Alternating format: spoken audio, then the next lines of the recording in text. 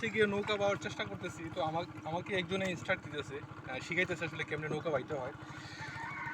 অনেকদিন পরে নৌকা বাওয়ার অনুভূতিটা আসলে সত্যি অন্যরকম। তো আমি আসছিলাম আমার নানু বাড়িতে। এই জায়গাটা হচ্ছে গিয়ে সাদারিকলা। এটা কোন জায়গা? হলহলিয়া হলহলিয়া। আমি হলহলিয়ার আশেপাশে আছি, নীলাদ্রির কাছে। নীলাদ্রির কাছে। তো জায়গাটা আসলে খুবই মনোরম, আপনারা দেখতে পাচ্ছেন। তো আমি নৌকা বাওয়ার চেষ্টা করতেছি। আমি আসলে নৌকা বাইতে পারি না, ঠিক আছে। অনেকদিন পরে, প্রায় কত বছর, 3-4 বছর পরে, আরও বেশি হবে, মোর দেন 4 ইয়ার্স 5 ইয়ার্স। তো আমি নৌকা বাওয়ার চেষ্টা করতেছি, মাঝি হওয়ার চেষ্টা করতেছি, গাইস এনজয় করতেছি। তো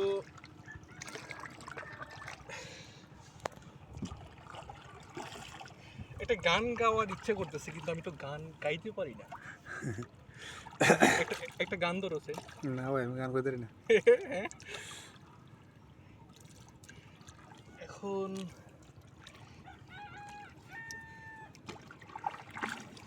তুমি কইতেছো আমি নৌকা বাইতারি না? না।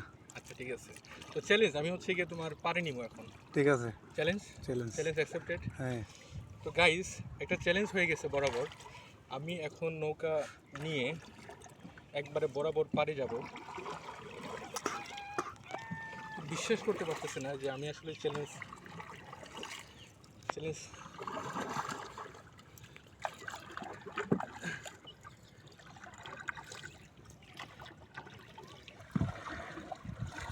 আমি আসলে ওই চ্যালেঞ্জে হেরে গেছি গাইস। আমি পারি নাই আসলে নৌকা কাছে বেরাইতে। তো একজন প্রফেশনাল মাঝি, প্রফেশনাল বুটম্যান, সে চেষ্টা করতেছে। তো দেখুন দেখুন, আপনারা শিখুন যে কীভাবে আসলে নৌকা বাইতে হয়। নৌকাটা মেবি 400 কিলোমিটার পার আওয়ার বেগে চলতেছে। পানির স্রোত দেখে বুঝতে পারতেছেন গাইস। দেখেন দেখেন, ভালো করে দেখেন, দেখতেছেন গাইস। আরও আছে। অসাধারণ অসাধারণ। তো আপনারাও এসে ঘুরতে পারেন আমাদের এই জায়গায়। আইসেন নীলাদ্রি, তাহিরপুর, সুনামগঞ্জ। তো যারা আসতে চায় তাদের রুটটা একটু বলো তো। বাদাঘাট থেকে তারা কীভাবে আসবে? ঢাকা থেকে যারা আসতে চায় তারা ডাইরেক্ট সুনামগঞ্জ, হ্যাঁ হ্যাঁ। সুনামগঞ্জ থেকে ডাইরেক্ট তাহিরপুর, তাহিরপুর থেকে ডাইরেক্ট টাঙ্গারা হওয়ার হয়ে নীলাদ্রি আছে, বারিক টিলা আছে, শিমুল বাগান, সব ঘুরতে পারবো ইনশাল্লাহ।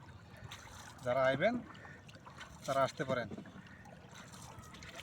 তো ভিউয়ার্স, আপনারা শুনলেন যাত্রার ডিটেলস। আপনারা আসতে পারেন চাইলে। জায়গাটা অসাধারণ অসাধারণ, এক্সট্রিম লেভেলে।